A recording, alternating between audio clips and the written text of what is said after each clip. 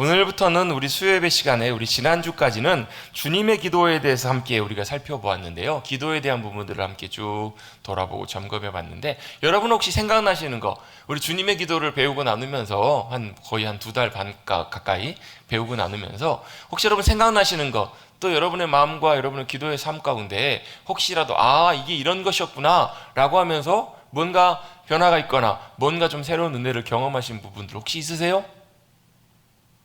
없으세요? 표정들을 보시니까 도대체 뭔 소리요? 이러시는 것 같아요.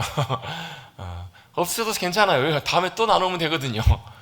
그런데 여러분, 우리가 하나님의 말씀을 들을 때 중요한 것이 하나님께서 나에게 뭘 말씀하시는가, 그 성령님의 감동과 인도하심을 여러분 우리가 잘 캐치하고 잘 듣고만 마는 것이 중요한 것이 아니라 잘 새기고 잘 기억하고 다시 되새기고 다시 되돌아보고, 그걸 어떻게 해요? 사모함으로 또 내 삶에 끌어당기고, 그래서 뭘요? 구체적으로 적극적으로 그 말씀의 삶 가운데 나아가기를 내가 실제적으로 순종하고 나아가고 또 도전하고 달려들고, 그래서 그 말씀이 내 삶이 되는 그 자리까지 나아가는 것이 여러분 뭐예요? 말씀이 우리의 삶을 통해서 열매 맺는 그 자리에 나아가는 거거든요. 저는 목사로서 우리 사랑하는 성도님들 가운데 삶의 자리 가운데 천국이, 하나님의 나라가 임하게 되기를 간절히 원합니다.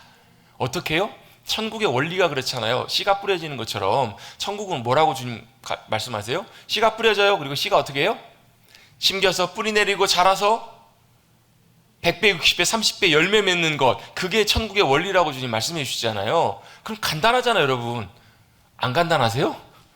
하나님 나라가 우리 삶 가운데 우리 주님의 기도에 나오잖아. 나라가 임하시오며, 하나님의 나라가 임하게 해달라고 기도하면서 뭘 구하는 거예요? 사실 원론적인 의미는 하나님의 나라가 임하면 어떤 역사가 벌어지냐면 주님의 통치와 권세와 역사하심들이 나타나요. 그래서 하나님의 나라가 임하면 질병의 권세가 떠나갈 때가 있고요, 하나님의 나라가 임하면 어둠의 권세가 깨어지기도 하고요, 하나님의 나라가 임하면 주님이 뜻하시고 원하시는 주님의 놀라운 약속과 놀라운 일들이 그 삶의 자리 그 순간에 나타나요. 그게 하나님의 나라가 임하는 거예요.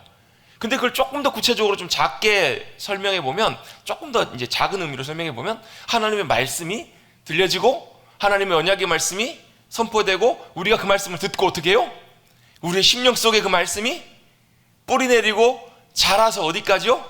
열매 맺는 자리까지. 아멘. 하나님 말씀이 그냥 듣고 이렇게 나가버린 게 아니라 어떻게 해요? 하나님 말씀 듣고 아우 감동이야, 감사해요 주님 하고 나서 듣다가 아유 힘들어 하면서 뿌리가 못 내리고 타버리는 것이 아니라, 주님 말씀 감사해요. 그래요 주님, 저게 생명이에요. 저게 주님의 정답이에요. 저게 주님의 인도하심이네요. 아멘 해가지고 뿌리까지 잘 내려가지고 살려다 보니까 여러 가지로 복잡한 게 너무 많아. 여러 가지 세상 연락과 세상에 방해되는 가시덤불 같은 게 너무너무 많아가지고 열매를 맺지 못하는, 그것이 아니라 어디까지요? 말씀이 떨어져서 저와 여러분의 삶 가운데 열매 맺는 귀한 자리까지 나아가는 것, 그게 바로 하나님 나라의 원리잖아요. 여러분, 그 하나님의 나라가 여러분 우리 머릿돌 교회, 우리 성도님들마다 가정마다 삶의 자리 위에 우리 교회 공동체 가운데 임할 수 있게 되기를 간절히 원합니다. 아멘? 그게 여러분 굉장히 중요한 의미잖아요, 여러분.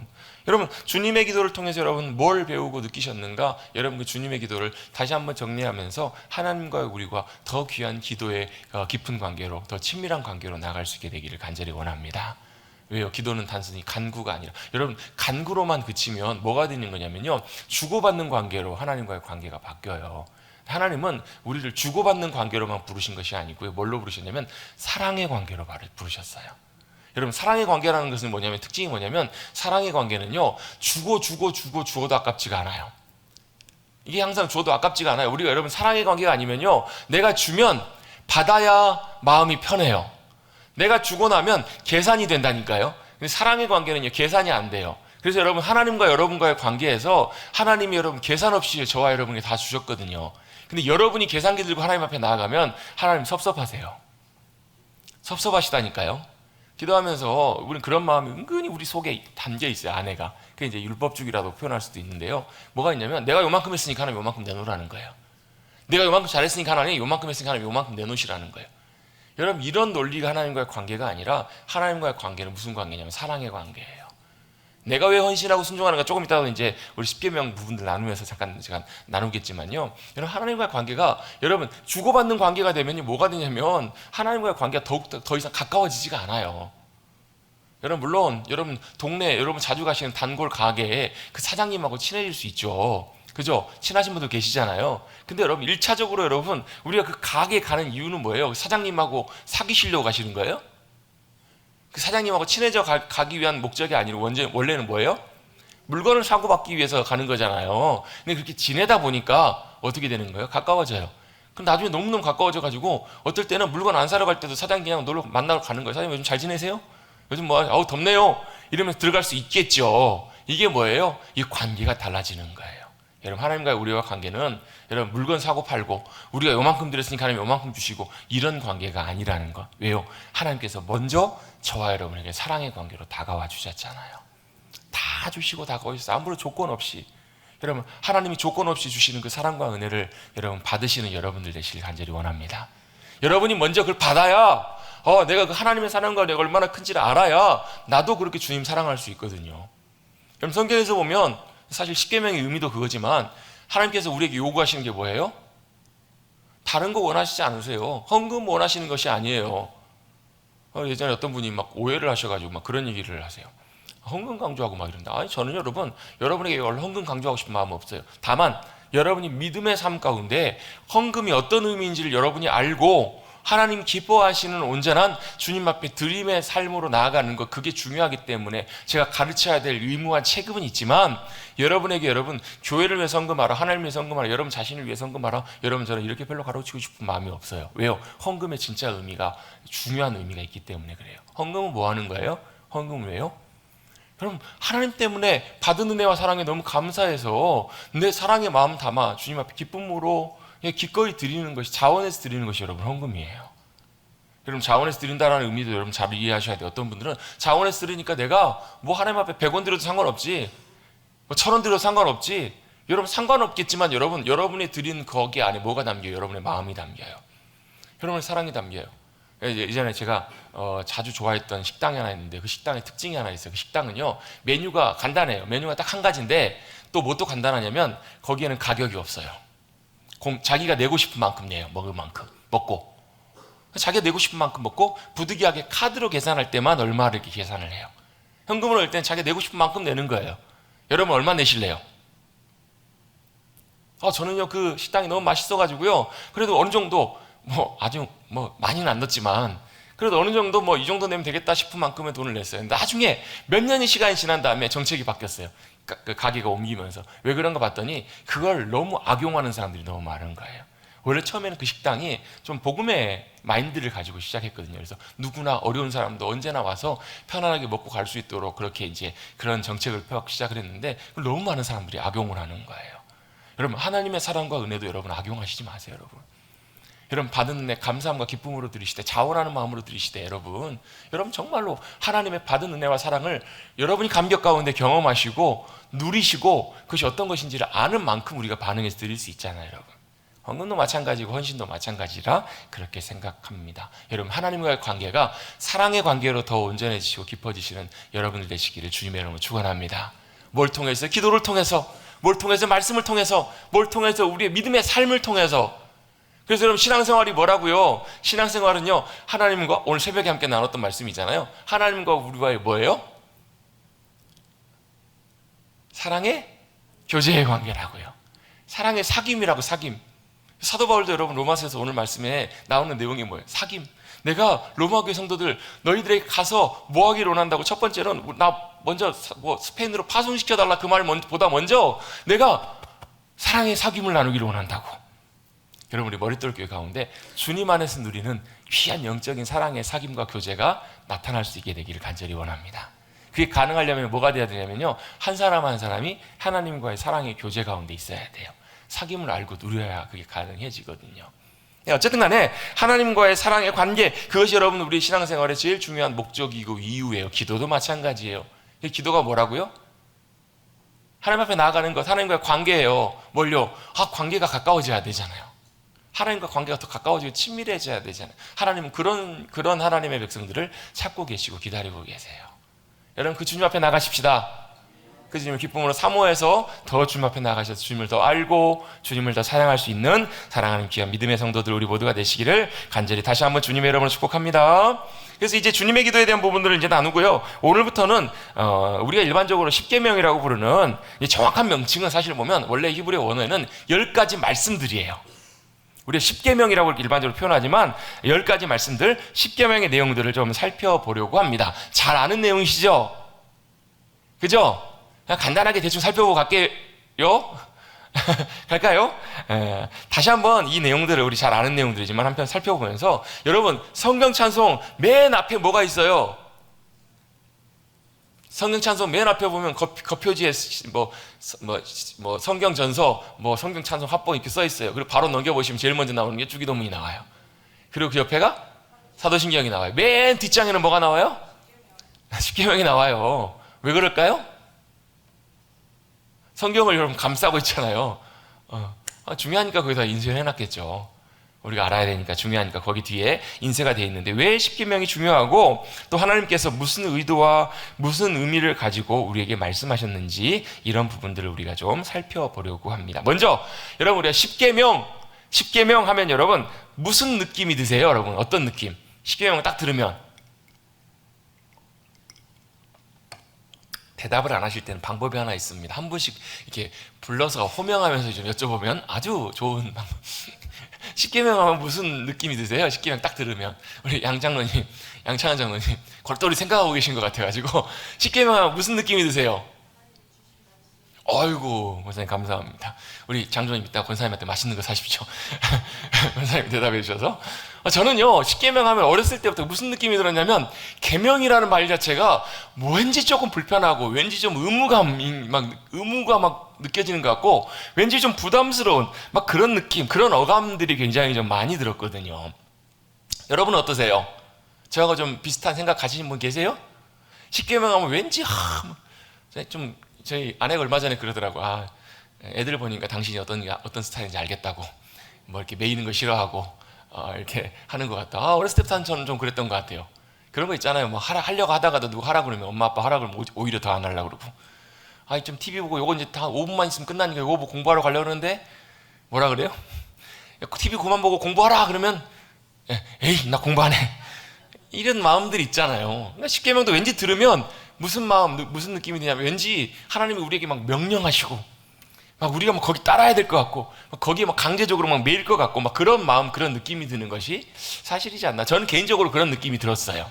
여러분 어떠셨는지 모르겠지만요. 그런데 사실 이런 느낌들과 의미들은 십계명을 조금 오해한 의미라고도 저는 개인적으로 생각합니다. 왜냐하면 이 십계명 10가지 말씀들은 누가 하신 말씀이냐면 하나님께서 하신 말씀이에요. 누구에게 하신 말씀이에요? 그 당시에 모세와 이스라엘 백성들에게, 그리고 또 아울러서 지금을 살아가는 우리 모두에게도 하나님께서 우리에게 하신 말씀이라는 거예요. 여러분 제가 자주 강조하고 있는 것처럼 하나님의 말씀은 신명기 10장에 보면 뭐라고 말씀하세요? 무엇을 위해서? 내가 너희에게 주는 이 계명과 이 명령과 규례들은, 이 말씀은 뭘 위해서? 너희의 행복을 위해서. 같이 한번 해보겠습니다. 우리의 행복을 위해서 주신 것이 하나님의 말씀입니다. 아멘? 진짜요? 왜 두 분만 아멘 하세요? 못 믿으신가 봐요.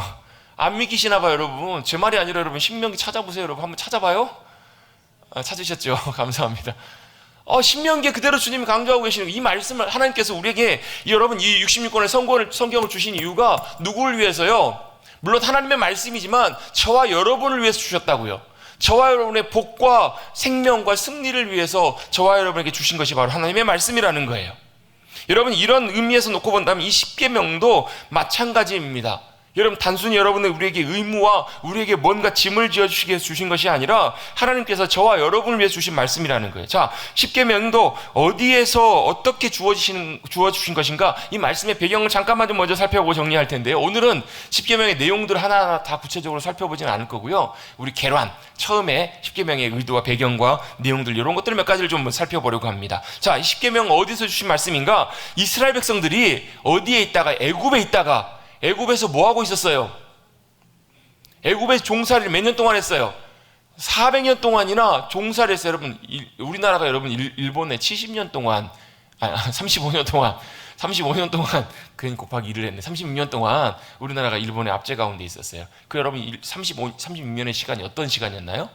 정말로 민족에게는 치욕스럽고 고통스럽고 굉장히 아마 이 가운데 계신 분들 중에서 아마 우리 권사님들 몇 분은 아마 이제 그 시절을 보내신 분들 계실 텐데요. 정말로 우리 역사에 정말 치욕스럽고 고통스러운 순간이었잖아요. 역사에 여러분 나라가 없어진 순간이잖아요. 그 순간을 보면요. 여러분 이스라엘 몇 년이냐면 곱하기 거의 10배예요. 10배가 넘는 그 시간 동안에 애굽에서 종살이하는 시간을 보냈어요. 노예로 살았다고. 여러분 그 당시 노예는 여러분 사람 취급을 못 받는 존재예요. 여러분 예전에도 여러분 노비하면 그 굉장히 좀 천시받는 사람 취급을 못 받는 그런 상황이었잖아요. 그 당시 여러분 고대 그 당시의 노예는 뭐 신발도 못 신고요. 아무것도 할 수 없는 자기의 뭐 자유와 이런 것이 아무것도 없는 그런 삶 가운데 400년 동안 그들이 고통받으면서 신음 가운데 살았다고. 근데 여러분 그것도 누구의 계획이고 누구의 섭리이고 뜻이었냐면 하나님의 계획과 섭리이고 계획이셨어요. 누구에게요? 그 선조 때 아브라함에게 하나님께서 미리 약속하시고 말씀하신 내용들이에요. 여러분 하나님께서는요 이 성경을 통해서 성령님의 감동하심을 통해서 여전히 지금도 저와 여러분에게 하나님의 놀라운 약속과 행하심과 계획들을 알려주기를 원하세요. 제가 어젠가요 오늘인가요 제가 오늘 나눴는지 어제 나눴는지 헷갈리는데 새벽에 아브라함에 대해서 잠깐 나누면서요 우리가 하나님과의 사귐의 관계가 중요한 이유를 제가 설명을 좀 드렸어요. 하나님과 우리가 사귐이 중요한 이유는요 뭘 때문에 그러냐면 하나님과 우리가 친밀하게 더 가까워지면 어떤 은혜를 하나님께 주시냐면 하나님의 마음과 의도를 우리에게 알려주세요. 그래서 보면 성경에 보면 여호와의 친밀하심이 하나님의 친밀하심이 여러분 시편 25편에도 나오고 그 다음에 아모스 3장에도 나오는데요 그 표현들이 뭐하고 이렇게 연결되냐면 이렇게 원탁회의, 그러니까 아주 은밀한 아주 중요한 자리에 모이는 회의에 모이다라는 단어가 그 단어가 사용되는 단어 소드라는 단어인데, 그러니까 친밀하다는 얘기는 뭐예요? 그 사람과 내가 가깝다는 얘기는 다른 사람이 모르는 얘기를 또 아는 관계잖아요. 아무도 모르는데 그 사람과 나만이 아는 그런 내용들이 있을 수 있잖아요. 뭐 한 거예요? 굉장히 가까운 거예요. 하나님과 우리와도 여러분 더 가까워지고 가까워질수록 하나님께서 그 사람들의 그 하나님의 친밀한 이들에게 하나님의 마음과 의도와 계획을 더 많이 알려주신다고요. 우리가 하나님과 가까운가 안 가까운 걸 어떻게 하냐면요 그 증거 중에 하나가 뭐냐면 지금 하나님께서 나를 통해서 우리를 통해서 뭘 원하시고 어떻게 하기를 원하시고 하나님의 마음과 의도가 무엇인지를 하나님께 잘 깨닫게 하시고 알려주는 사람들은 그래도 하나님과 가깝다는 증거 중에 하나가 되는 거예요. 하나님은 항상 하나님과 친밀한 이들에게 하나님의 마음을 알려주기를 원하세요. 그래서 아브라함에게 하나님께서 하나님의 뜻과 의도를 알리세요. 야, 내가 너의 후손들을 하늘의 별처럼 바다의 모래처럼 엄청나게 많게 하겠다라는 거예요. 그 말의 뜻은 뭐냐면요 그냥 백성의 숫자가 많아지는 것이 중요한 것이 아니고 아브라함과 같은 믿음의 백성들, 아브라함과 같은 똑같은 아브라함들이 수없이 많게 하시겠다라는 거예요. 여러분 보세요. 요즘 그 자녀들은 많이 안 낳잖아요. 근데 뭐 저도 이제 아이들이 여럿이지만 많으니까 참 좋아요. 좋은 부분들이 좀 있어요. 뭐 힘든 것들도 있지만 그 좋은 것 중에 하나가 뭐냐면요 많으니까 좋아요. 많으니까 좋아요. 왜요? 똑같이 가족들이 또 많은 거예요. 볼 때마다 우리 이제 손주들 많은 우리 권사님 집사님들 그런 느낌 드지 않으세요? 명절 때 되면 오시면 많이 모이면 어떠세요? 좋으시죠? 하나님의 마음도 그러신 거예요. 뭐가요? 이 땅에 누가요? 아브라함과 같은 아브라함의 후손들이 많아지면 하나님께서 똑같이 아브라함처럼 믿음으로 하나님 사랑하며 섬기며 따라가는 하나님과 함께하는 그 민족들이 가득해지고 많아지기 시작하면 하나님께서도 얼마나 마음이 기쁘시겠냐는 거예요. 원래 하나님이 아담을 만드셨을 때 의도가 그거예요. 온 땅에 생육하고 번성하라. 그 말은 뭐냐면요 하나님의 형상대로 지음받은 아담과 같은 아담의 후손들과 아담 닮은 꼴들이 하나님의 형상들이 온 땅에 가득하기를 원하셨어요. 왜요? 그게 하나님의 사랑이 부어지는 하나님과 놀랍게 사랑하고 함께 거닐 수 있는 수많은 영혼들이 온 땅에 가득하기를 주님이 원하셨거든요. 근데 결과는 어떻게 돼요? 그게 아니라 망가진 일그러져 버린 죄인들이 온 땅에 가득하게 된 거잖아요. 그래서 하나님께서 아브라함을 부르세요. 그래서 뭘 세우시겠다고 약속하시냐면 하나님의 백성, 하나님의 민족을 세우시겠다고 약속하세요. 하늘의 별처럼 이 땅의 모래들처럼. 그래서 여러분 그 약속이 예수 그리스도를 통해서 성취돼서 저와 여러분 이 자리에 있는 거예요. 여러분 온 땅에 여러분 지금도 보면 주님의 이름으로 이 시간도 여러분 수요일날 교회마다 여러분 예배드리는 곳에서 이것은 뭐예요? 하나님을 찾고 하나님의 이름을 불러요. 주님의 놀라운 높고 위대하심과 주님의 놀라운 살아계심을 뭐하는 거예요? 이곳에서 기뻐하고 찬송한다면 하늘보좌에 계신 주님께서 참 기뻐하실 줄로 믿습니다. 그게 뭐예요? 주님의 계획이셨다고, 주님의 의도셨다고요. 그런데 그걸 이루어가기 위한 과정에서 주님이 뭘 말씀하시냐면 400년 동안 그런데 너희가 타국에서 다른 나라에서 고생하면서 고통하는 시간이 있을 거라고.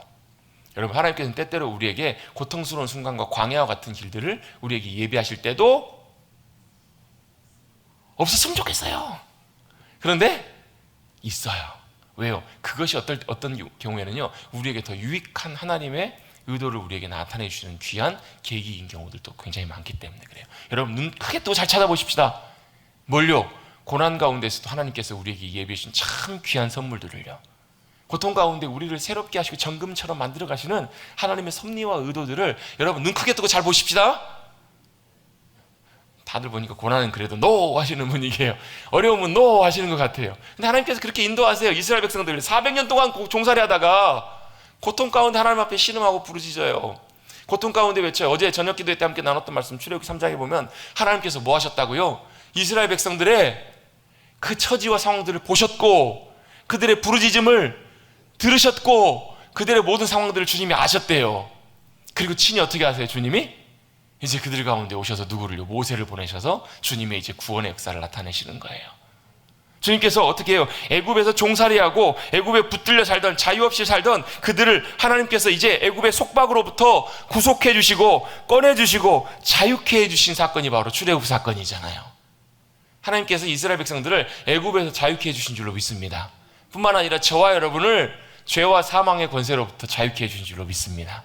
이게 여러분 출애굽 사건이 성경에 기록되어 있는 중요한 의미예요. 우리에게 보게 해주시는 거예요. 우리도 마찬가지로 애굽에 종살이했던 이스라엘 백성들처럼 세상 가운데 어둠의 권세, 죄와 사망의 권세에 매여서 묶여서 살아가던 우리들을 예수 그리스도 유월절 어린 양 되시는 십자가의 보혈의 피로 자유케 해주시고 구원해 주시고 구속해 주시고 또 어떻게 해요? 홍해 물 가운데에서 우리를 건져내셔서, 여러분 그 홍해 사건이 여러분 세례의 상징적인 의미가 있잖아요. 물 가운데 우리를 건져내어 주셔서 하나님의 귀한 주님의 백성으로 자유하는 놀라운 믿음의 백성들로 저희를 불러주시고 인도해 주신 줄로 믿습니다. 이게 여러분 구원받은 놀라운 여러분 사건의 놀라운 의미들이에요. 여러분 주님께서 예수 그리스도를 통해서 저와 여러분 안에 믿음으로 구원케 해주시는 구원의 은혜를 주신 줄로 믿습니다. 예, 이렇게 목소리들이 아멘이 그냥.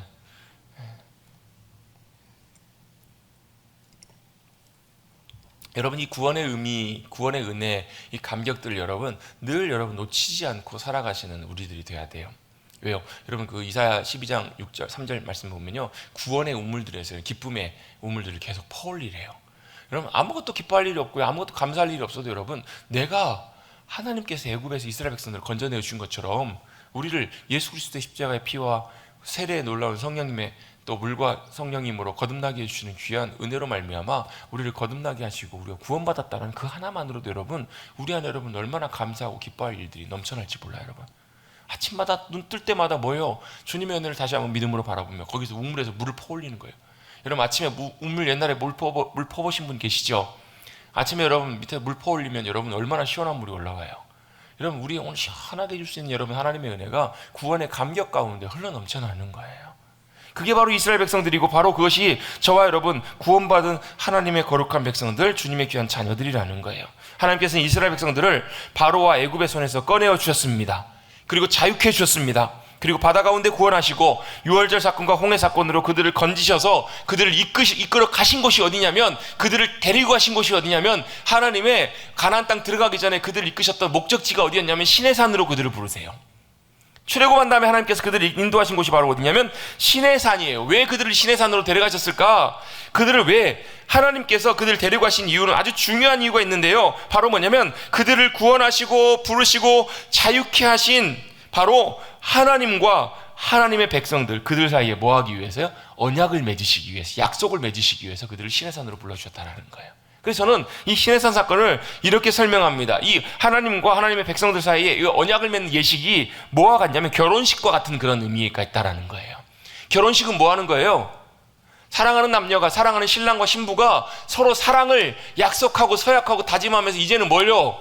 이제는 둘이 살았지만 둘이 하나가 되어서 사랑 안에서 둘이 하나가 되어서 이제 함께 살겠습니다. 사랑하며 살겠습니다. 부부로 살겠습니다. 이걸 약속하는 자리가, 서약하는 자리가 결혼식이잖아요. 아니에요? 안 해보셨나요? 여러분 결혼식에서 제일 중요한 순서가 뭐예요? 피로연이에요? 요즘은 결혼식이요. 빨리 서약은 알아서 빨리 하고 결혼식이 마치 뭐처럼 돼버리냐면 막 축제는 좋은데 잔치 의는 좋은데요. 막 그냥 흥겹고 그냥 뭐 이렇게 즐기고 막 재밌고 뭐 이러면 결혼식이 참 좋은 것처럼 그렇게 사람들이 많이 인식을 하는 것 같아요. 근데 여러분 결혼식이 제일 중요한 의미는 뭐죠? 재밌고 안 재밌고를 떠나가지고요. 제일 중요한 건 뭐냐면 사랑하는 결혼하는 두 남녀가 신랑과 신부가 서로 사랑의 언약 관계 안으로 들어가는 거잖아요. 다른 사람 사랑하지 않고 당신만을 사랑하겠습니다. 겉머리가 파풀이 되도록 너무 식상하니까 그런 표현 이제 안 하잖아요. 내가 영원토록 당신만을 사랑하겠습니다. 당신도 사랑하겠습니다. 그럼 돼요? 안 돼요? 당신도 사랑하겠습니다. 그런 말은 무슨 말이에요? 당신도 사랑하고 이 사람도 사랑하고 저 사람도 사랑하는 그걸 뭐라 그래요? 애인 나쁜 놈. 요즘 뭐 별로 뭐 나쁜 놈 취급도 안 받는 것 같아요. 바람 나는 거잖아요. 외도하는 거잖아요, 여러분. 당신만을 사랑하겠습니다. 요즘은 그게 손해인 것 같아가지고 결혼을 안 하려고 하는 사람들도 있어요.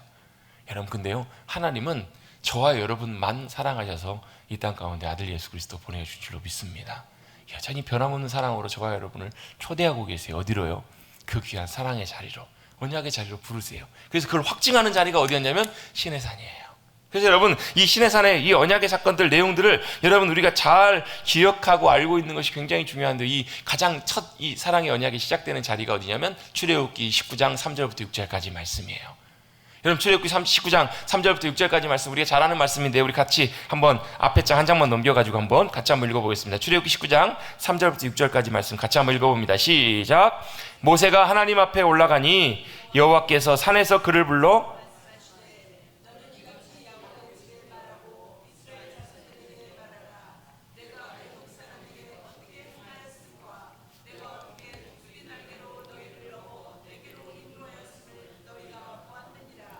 세계가 다 내게 속하였나니 너희가 내 말을 잘 듣고 내 언약을 지키면 너희는 모든 민족 중에서 내 소유가 되겠고 너희가 내게 대하여 제사장 나라가 되며 거룩한 백성이 되리라. 너는 이 말을 이스라엘 자손에게 전할지니라. 아멘. 이게 시내산 언약의 어떻게 보면 개요와 같은 내용이에요. 머릿말과 같은 내용이라고요. 여기 안에 시내산 내용의 핵심과 중요한 의미들이 다 포함이 되어 있어요. 그리고 이 언약의 말씀에 하나님께서 친히 여러분 그렇잖아요. 결혼했을 때 서로 하는 그 여러 가지 많은 약속들이 있잖아요. 뭐 구체적으로 하는 그런 커플도 있지만 아닌 커플도 있어요. 근데 하나님께서 이 사랑의 언약의 관계를 주님께서 우리에게 말씀해 주시면서 이 사랑의 언약의 중요한 내용들로 우리에게 주신 그 내용이 바로 뭐냐면 우리가 함께 다룰 십계명이라고요. 그 내용들을 잘 정리해가지고 10가지로 주님께서 정리해 주신 말씀이 바로 10가지 말씀들 십계명이라고요. 하나님이 어떤 분이시라고요? 모세에게 이렇게 말씀하래요. 야곱의 집에 말하고 이스라엘 자손에게 이렇게 말하라고요. 애굽 사람들에게 어떻게 행하였고 내가 하나님께서 너희를 어떻게 독수리 날개로 업어서 어디로요? 누구에게로요? 하나님께로 나오도록 인도하여 주셨는지를 너희가 다 보았다라는 거예요. 여러분, 저와 여러분도 하나님께서 은혜의 손길로 붙들어 주셔서 하나님 자녀 되게 해주시고 이 자리까지 인도해 준 줄로 믿습니다. 하나님이 인도해 주신 거예요. 이걸 너희가 다 보았다라는 거예요. 그러면 세계가 다 하나님의 것이라고요. 그러면서 하나님의 세상을 다 주관하신 하나님 앞에 하나님의 말씀과 그 언약 가운데 너희가 거하면 우리가 뭐가 된다고요? 하나님의 소유가 된다고요. 하나님의 것이 된다고요. 하나님의 가장 기쁨과 가장 소중한 존재가 된다라는 거예요. 그 존재가 어떤 존재냐면 세상에 대해서 거룩한 나라, 제사장 나라가, 거룩한 백성, 제사장 나라가 되게 하실 거라는 얘기예요.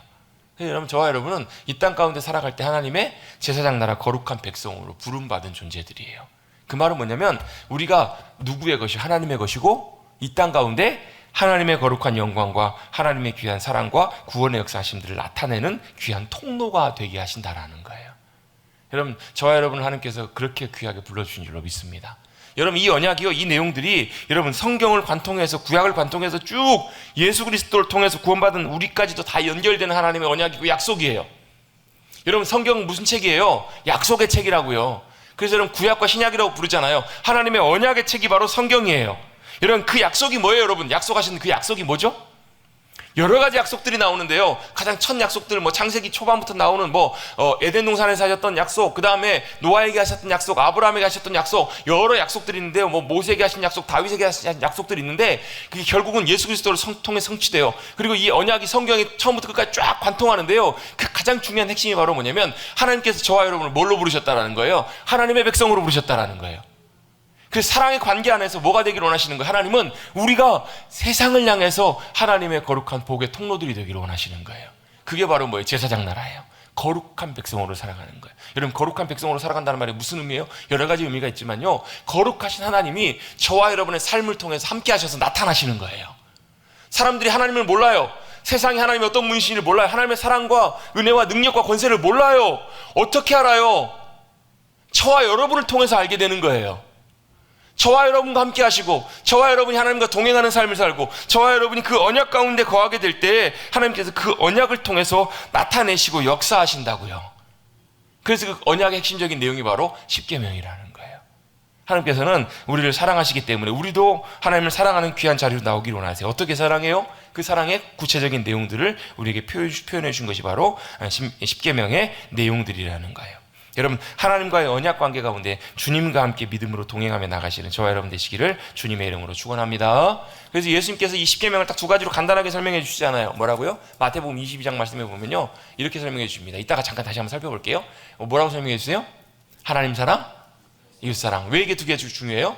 하나님 사랑하는 사람은요, 그 사랑으로 함께 불러주신 우리의 공동체를 또 주님의 사랑으로 사랑하는 그 사랑의 열매와 결과들이 나타나기 때문에 그래요. 이 두 가지로 이렇게 설명을 해주십니다. 그런데 우리가 이제 아까 오늘 나눌 부분들은 우리 십계명에 대한 이 개관적인 부분이라고 제가 말씀드렸잖아요. 이 십계명이 왜 구약에 있는 명령이고 율법 안에 포함되어 있는 명령들인데, 이 시대에 지금도 이 십계명을 우리가 왜 지켜야 되는가? 여러분 한번 여쭤볼게요. 십계명의 말씀을 지켜야 돼요? 안 지켜야 돼요? 지켜야 돼요? 구약에 나와 있는 율법의 말씀의 핵심적인 내용들인데 우리가 이 말씀들을 지켜야 되나 안 지켜야 되나? 여러분 헷갈릴 때가 좀 있거든요. 어떤 분들은요, 구약에 있는 말씀들이니까 우리가 안 지켜도 돼. 왜? 우리는 신약을 살아가는 시대 사람들이니까 라고 이렇게 생각하시는 분들도 계세요. 근데 여러분, 이 십계명의 말씀들을 여러분 우리가 잘 살펴보고, 물론 여러분 이런 것은 있습니다. 문자 그대로 지키는 것보다 더 중요한 것이 이 하나님의 말씀하시는 그 10가지 말씀의 의도와 하나님의 목적을 우리가 잘 알고 우리의 삶 속에서 잘 적용해 순종해서 살아가는 것들이 참 중요하거든요. 근데 여러분, 이런 의미 말고도 이 십계명의 말씀들을 여러분 우리가 지켜야 되는 몇 가지 이유를 한번 좀 살펴보면요, 이 말씀은 누가요? 이 십계명은 친히 하나님께서 모세에게 손으로 쓰셔서 우리에게 주신 말씀이라는 거예요. 여러분, 다른 성경의 내용들은 다 누가 기록했냐면요, 모세오경은 모세가 기록했어요. 또 마태복음 누가 기록했어요? 마태가 기록했어요. 그럼 누가 쓴 거예요? 모세가 쓴 건가요? 마태가 쓴 건가요? 아니에요. 얼마 전에 어떤 저희 서울의 큰 교회 목사님이 갑자기 눈에 이상이 생기셔가지고 응급수술을 받으셨어요. 근데 그 내용들을 성도님들에게 이제 홈페이지에서 알리는데, 맨 마지막에다 뭐라고 썼냐면, 본인이 눈이 불편하고 수술하셨기 때문에 본인이 쓸 수가 없어가지고 같이 병실에 계셔 주시는 부목사님 통해가지고 본인이 이렇게 쭉 불러주고 이걸 쓰셨다라는 거예요. 누구의 이름으로 글이 올라왔을까요? 그 목사님 이름으로 올라왔어요. 누가 쓴 거예요? 실제로 받아서 쳐서 그 글을 쓴 분은 그 부목사님이잖아요. 근데 그 글을 누가 쓴 거예요? 헷갈리세요? 그 목사님이 지금 손으로 쓸 수 있는 그 타이핑을 쓸 수 없는 상황이기 때문에 그 목사님에게 불러줘서 그 내용들을 쭉 써주도록 부탁을 한 거잖아요. 실제 쓴 사람은 누구냐면, 타이핑을 한 사람은 그 부목사님이겠지만 실제로 그 내용과 이것들을 쓰도록 한 분은 이 목사님이시잖아요. 그럼 마찬가지예요. 이 사람들이 성경에 여러 저자들이 있어요. 10여 명, 20여 명 가까운 성경의 저자들이 있어요. 예를 들면 그 사무엘상 같은 경우는 사무엘 썼다 일반적으로 이렇게 보고 하거든요. 그 저자들이 자기 말을 자기가 쓴 게 아니잖아요. 성경은 어떻게 쓰여졌어요? 성령의 감동으로. 성령의 감동이라는 말은 무슨 말이에요? 자기가 자기 말을 쓴 것이 아니라 성령님께서 그 마음속에 마음을 움직이시고 생각을 주셔서 하나님께서 지금 쓰라고 하신 말씀들을 그들의 말과 언어와 손으로 그들이 기록한 거예요. 그러면 누가 쓴 거예요? 실제로 쓴 사람들은 그들이지만, 그들이 이렇게 기록한 것이지만 실제로는 그 말씀과 내용들은 하나님께서 말씀하신 내용이기 때문에 하나님의 말씀이잖아요. 성경은 하나님의 말씀입니다. 아멘? 믿으시죠 여러분? 근데 그 중에서 특별히 하나님이 누구의 감동이 아니라 누구에게 감동하시고 누구에게 쓰라고 하신 것이 아니라 직접 주님이 하나님께서 손으로 써서 주신 말씀이 있는데 그게 바로 십계명이잖아요. 모세를 부르셔서 돌판에다 직접 새겨서 주님께서 주십니다. 출애굽기 24장 12절에 이렇게 말씀하세요. 여호와께서 모세에게 이르시되 너는 산에 올라 내게로 와서 거기 있으라. 시내산으로 올라오래요. 올라오라 말씀하시면서 내가 그들을 가르치도록 내가 율법과 계명을 친히 기록한 돌판을 내게 주리라 라고 말씀하세요. 이 모세에게 주신 이 돌판은 누가 기록하신 거냐면 하나님께 직접 기록해서 주신 말씀이에요. 신명기 9장 10절에도 이렇게 말씀합니다. 여호와께서 두 돌판을 내게 주셨나니 이거 모세 입장에서 말씀하는 내용이 기록한 거예요. 여호와께서 모세에게 두 돌판을 내게 주셨대요. 그 돌판의 글은 하나님의 손으로 기록하신 것이요 너희 총회 날에 여호와께서 산상 불 가운데서 너희에게 이르신 모든 말씀이니라. 이 신명기는 어디 말씀이냐면 이미 시내산이 아니라 이스라엘 가나안 땅 들어가기 직전에 모압 평지에서 모세가 다시 회상하면서 말씀하는 내용이 신명기의 말씀이에요. 어디를 회상해요? 지금 제가 읽었던 신명기 9장은 시내산에 있었던 사건을 다시 회상하면서 모세가 지금 그 말을 다시 한번 언급하며 쓰는 거예요. 하나님이 자신에게 뭘 주셨다고 두 돌판을 주셨대요. 근데 그 두 돌판이 뭐냐면 그 돌판의 글은 하나님의 손으로 기록하신 것이에요. 이게 개역개정에 이렇게 나와 있는데 옛날 개역성경에는 친수로 이렇게 되어 있어요. 하나님이 친히 손으로 쓰셔서 기록해서 주신 돌판의 말씀이라는 거예요. 이게 이스라엘 백성들이 시내산에서 다 모였을 때 불 가운데에서 주신 말씀이라고. 여러분 또 그 모세가 여러분 돌판을 받아가지고 내려오다가 어떤 사건이 있어요? 그 금송아지 사건 있잖아요. 그래서 어떻게 해요? 모세가 승질이 나가지고 어떻게 해요? 돌판을 깨트려 버려요. 아니 어떻게 하나님이 직접 주신 돌판인데 그걸 깨트려 버릴 수 있어요? 하나님이 진노하세요? 아니요. 왜요? 하나님이 그걸 보시면서 뭐라 그랬을까? 어떤 마음이 됐을까요? 아이고 시원하다 그러셨을지도 모르겠어요. 왜요? 하나님도 엄청 속상하시고 엄청 화가 많이 하셨거든요. 그 마음으로 모세가 그렇게 화를 낸 거예요. 그건 자기의 화라기보다도 거룩한 분노로 하나님 때문에 화가 나가지고 하나님이 얼마나 싫어하시고 얼마나 화가 나셨는지 그 마음을 모세가 알았기 때문에 그걸로 사실 화를 내서 하나님이 이런 망구하지 아무 말씀 안 하세요. 야, 너 어떻게 내가 직접 쓴 글을 이렇게 팽 던져버려 깨트려버릴 수 있어? 이렇게 말씀하실 법도 하잖아요. 1절 말씀하지 않으세요.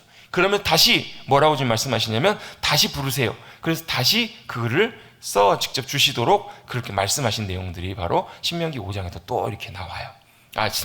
출애굽기 34장에도 나와. 네가 다시 아니까 다시 써라 말씀하지 않으세요. 하나님이 직접 다시 유일하게 쓰셔서 주신 말씀이 바로 돌판에 있는 말씀이기 때문에 그래요.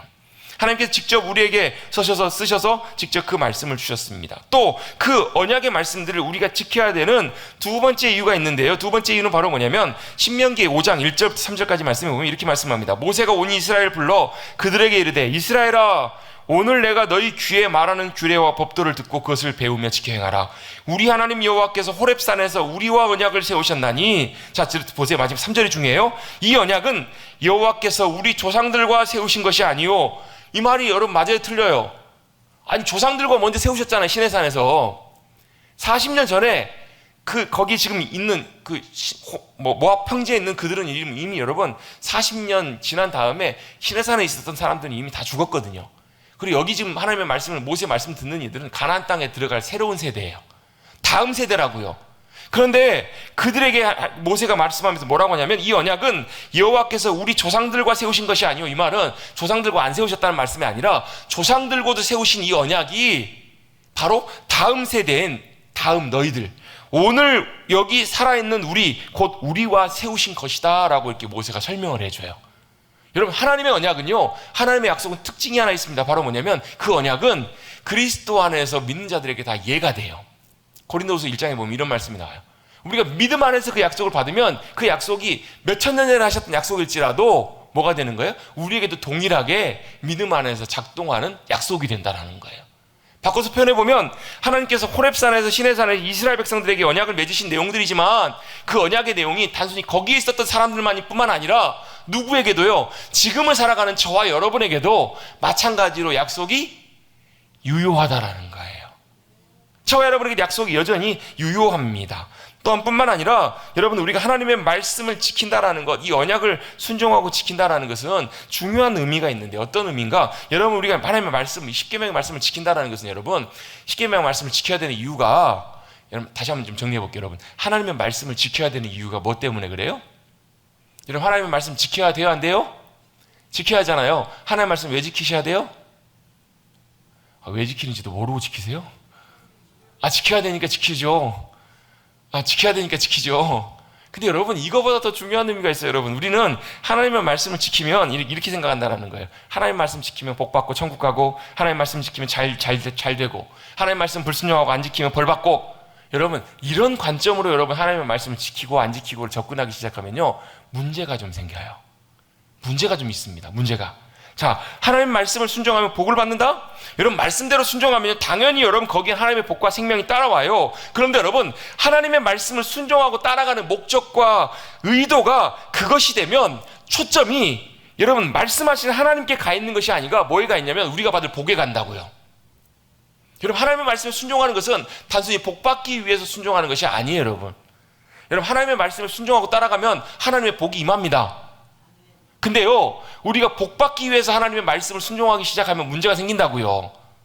하나님의 말씀을 순종하는 의도가 뭐 하기 위해서? 복 받기 위해서 가버린다고요. 아니요, 하나님의 말씀에 순종하는 이유는요 뭐 누구 때문에? 하나님 때문에예요. 하나님 때문에 순종하는 것이지 복은 따라오는 거예요. 당연히 여러분 성경의 말씀에도 보면 우리가 말씀에 순종하면 복이 와요. 하나님의 복과 생명이 임해요.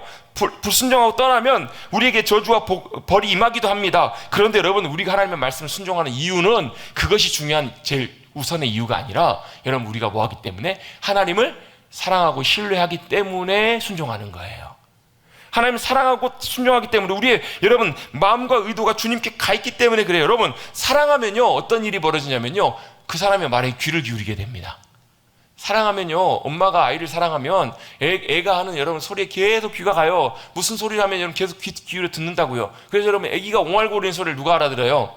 엄마는 알아들어요. 자다가도 아빠는 못 일어나도 엄마는 귀 깹니다. 왜요? 사랑하기 때문에 귀가 가 있는 거예요. 여러분 사랑하면 귀 기울여 듣게 됩니다. 여러분 우리가 주님 사랑하면요 주님의 말씀에 귀 기울여져요. 왜요? 왜요? 사랑들 안 해보셨나? 사랑하면 그런다니까요. 사랑하면 관심이 가요. 마음이 가요. 그래서 귀가 기울여져요. 민감하게 작은 소리에도 반응해요. 뿐만 아니라 사랑하면 어때요? 귀 기울여서 들을 뿐만 아니라 그 사람이 말하면, 그 사람이 하면 마음이 가 있기 때문에 그 사람이 말하는 것에 따라가요. 내가 손해를 봐도, 내가 희생이 되어도 즐거움과 기쁨이 된다고요. 어떤 목사님 그런 얘기를 하세요. 연애 시절에, 사모님과 연애 시절에 이제 사모님하고 같이 이제 시간을 보내다 데이트하고 공부도 하고 다 하다가 이제 집에 갈 시간이 돼가지고 오는데 저 멀리 지하철을 타고 1시간 넘게 가야 되는 경기도 어느 지역에 사셨나 봐요. 경기도 어느 지역에 같이 이제 목사님하고 결혼하기 전인데 목사님하고 사모님하고 연애하다가 같이 지하철 타고 와가지고 이제 헤어져야 될 때가 된 거예요. 거기서 이제 갈게 빠이빠이 조심히 들어가 하면서 이제 사모님 집은 또 서울 저쪽 반대편이어가지고 1시간 반을 지하철 타고 가야 되는 거예요. 목사님 집에 들어가셔야 되니까 빠이빠이 하고 헤어졌는데 어때요? 마음이 그냥 도저히 못 보내겠는 거예요. 그 늦은 시간에 어떻게 해요? 불이 나게 다시 지하철로 막 따라가가지고 문 닫기 직전에 어때요? 지하철을 팍 탄 거예요. 그래 어떻게 해요? 다시 그 사모님이 앉아있는 그 칸까지 열심히 앞에 걸어가는 거예요. 사모님 앞에 딱 나타난 거예요. 어땠을까요? 깜짝 놀라면서 아니 당신이 여기 왜 있냐고. 왜 그래요? 사랑하니까 그냥 못 보내겠는 거예요. 마음이 안 놓이는 거예요. 그래 어떻게 해요? 다시 또 1시간 반 지하철 타고 그 늦은 시간에 다시 가가지고 집에 들어가는 거 보고 다시 또 1시간 반을 타고 집에까지 온 거예요. 미친 짓이죠. 안 그래요? 미쳤어요? 안 미쳤어요? 한명원사 미친 것 같죠? 미친 것 같죠? 근데요 사랑하면 이게 가능해요. 사랑하면 미친 것 같은데도 그게 가능하다고요. 사랑하면 그게 손해가 아니에요. 사랑하면 그게 말도 안 되는 일이 아니에요. 사랑하면 그것이 희생이나 내 손해가 아니라 그게 뭐가 되냐면 내 기쁨이 되는 거예요. 여러분 돌아올 때 어땠을까요? 3시간 시간 공쳤네 이랬을까요? 아우 피곤한데 또 늦은 시간에 들어가고 어떻게 이런 마음이 들었을까요? 안 들었을까요? 이 마음보다요 내가 내 사랑하는 사람을 집에까지 안전하게 데려다주고 함께 또 시간 보내고 돌아오는 그 기쁨이 훨씬 더 크다는 거예요. 여러분 주님 사랑하십니까? 주님 사랑하신다면요 주님의 말씀에 순종하는 것이 기쁨과 즐거움이 될 줄로 믿습니다. 이게 여러분 우리가 말씀에 순종해야 되는 중요한 동기와 이유예요. 여러분 말씀에 순종하면 복 받으니까, 말씀 순종하면 구원 받으니까, 여러분 그것이 여러분 중요한 목적 첫 번째 이유가 아니라 사랑하면 그게 가능한 거예요. 사랑하면 여러분 주님의 마음, 주님의 말씀하신 그곳 따라가는 것이 여러분 즐거움과 기쁨이 돼요. 그래서 여러분 말씀의 순종은 내가 구원받기 위해서 하는 것이 아니라 구원받은 하나님의 백성들이 주님이 원하시는 곳, 기뻐하시는 곳에 주님과 함께 가기 위해서 순종해서 따라가는 것, 말씀에 순종하는 것, 그것이 여러분 말씀 순종의 중요한 이유가 되는 줄로 믿습니다. 또 그래야 돼요. 여러분 같이 가자고 하는데 같이 가요, 안 가요? 낯선 사람이 가자고 하면 안 가죠. 그렇잖아요. 근데 우리 장로님, 성원사님이 같이 가자 그러면 같이 가실래요, 안 가실래요? 우리 장로님 열일 제쳐두고 가시잖아요. 왜 그러세요? 같이 가는 것이 기쁨이니까. 같이 가는, 여러분 안 들으면, 여러분 말 듣지 않으면, 같이 가자는 말을 못 들으면 안 가잖아요. 여러분 그럴 때 있잖아요. 내가 원하지 않는 사람이 가자 그러면 일부러 못 들은 척 하잖아요. 안 들은 것처럼 하잖아요. 왜? 안 가고 싶으니까. 그런데 여러분 사랑하면 같이 가는 것이 즐거움이에요. 그래서 뭐예요? 여러분 말씀에 순종해서 따라가는 사람은요, 뭐가 되냐면 주님과 동행하는 삶이 가능해져요. 여러분 주님과 동행하십니까? 주님과 동행하십시다. 어떻게 동행하실래요? 말씀에 순종해서 한 걸음 한 걸음씩 같이 나가다 보면 그 걸음이 한 걸음이 두 걸음이 되고 두 걸음이 세 걸음이 돼서 동행하는 귀한 삶의 자리까지 나가게 되는 거예요. 그래서 여러분 제가 몇 달 전에 우리 매일 성경 큐티책 나누면서 요나단의 얘기를 잠깐 나눌 때 동역이라는 말이 나와요. 그가 오늘 하나님과 동역하였습니다. 여러분 그게 여러분 얼마나 영광스러운 일인 줄 아세요? 하나님이 그 사람과 요나단과 함께 하셔서 놀라운 주님의 승리를 나타내 주셨다는 거예요. 근데 여러분 동역은 그냥 되지 않아요. 뭐부터 되냐면요, 먼저 동지가 돼야 돼요. 동지는 뭐예요? 마음이 같아지는 거예요. 하나님과 저와 여러분이 마음이 같아져야 동지가 돼야 그 다음에 뭐가 되냐면 동행이 돼요. 하나님의 말씀을 통해서 하나님의 마음과 의도를 들어야 마음이 같아져야 뭐가 되냐면 동행이 된다고요. 동행이 돼야 뭐가 되냐면 그 다음에 동역이 되는 거예요. 여러분 주님과 동행하시는, 그래서 주님의 놀라운 동역 역사를 나타내시는 저와 여러분 되시기를 주님의 여러분 축복합니다. 아멘. 그 자리까지 나오도록 주님은 부르신 거예요. 그게 뭐예요? 하나님의 말씀이라고요. 그래서 여러분 십계명은 그냥 단순히 의무로 우리에게 꼭 지키라는 하나님께서 주신, 강제로 주신 그런 말씀 이전에 하나님의 부르심이에요. 야, 하나님과 함께 사랑으로 같이 걸어가자, 하나님과 동행하기를 원하시는 하나님의 귀한 부르심임을 우리가 꼭 기억하시고 여러분 믿음으로 주님 앞에 나오시는 저와 여러분 되시기를 주님의 여러분을 축원합니다. 또 몇 가지 더 이유들이 있어요. 솔로몬의 성전을 완공했을 때 거기에 지성소에다가 뭘 뒀냐면 하나님의 법궤를 둬요. 그 법궤 안에는 뭐가 있어요? 이 옷의 언약 그 돌판이 거기 안에 담겨 있는 거예요. 지금은 성전이 있어요, 없어요? 지금 성전이 있어요, 없어요? 무너졌어요, 없어요? 근데 성전이 또 하나 있어요. 어디 있어요? 어디요? 여러분 어디가 있죠? 성전이 성령님이 거하시는 거룩한 처소가 바로 뭐라고요? 저와 여러분이 여러분 성전이라는 거예요. 여러분 저와 여러분이 걸어다니는 성전이심을 꼭 기억하시길 주님의 여러분 축복합니다. 빨리 끝내라고 자꾸 전화가 오나 봐요. 잠깐만 핸드폰 잠깐 줄여두시고요. 자, 하나님의 성전이 어디라고요? 저와 여러분이시라고요. 그 성전 안에 뭐가 있어야 돼요? 성령님이 계시고 또 뭐가 있어야 돼요? 솔로몬의 성전에 언약궤가 보관되었던 것처럼 저와 여러분의 성전 안에도 여러분 하나님의 언약의 말씀들이 잘 보관되고 또 새겨지고 그것이 사라지는 저와 여러분 되시기를 주님의 여러분을 축원합니다. 그래서 여러분 십계명의 내용들을 다음 주부터 지금 구체적으로 살펴볼 텐데요, 크게 하나님 사랑과 이웃 사랑의 의미들을 담고 있어요. 예수님이 그걸 정리해서 우리에게 말씀해 주시는 내용들 통해서 여러분 우리가 어떻게 하나님 사랑할지, 또 하나님 우리를 어떻게 사랑하셨는지, 또 이웃을 어떻게 사랑하는지 삶들을 우리가 구체적으로 살펴보며 나아가는 저와 여러분 되시기를 간절히 바랍니다. 여러분 십계명 하나님께서 왜 주셨다고요? 사랑으로 초대하시기 위해서, 사랑의 관계를 위해서 저와 여러분을 위해서 주신 하나님의 언약의 말씀임을 기억하시기를 간절히 바랍니다.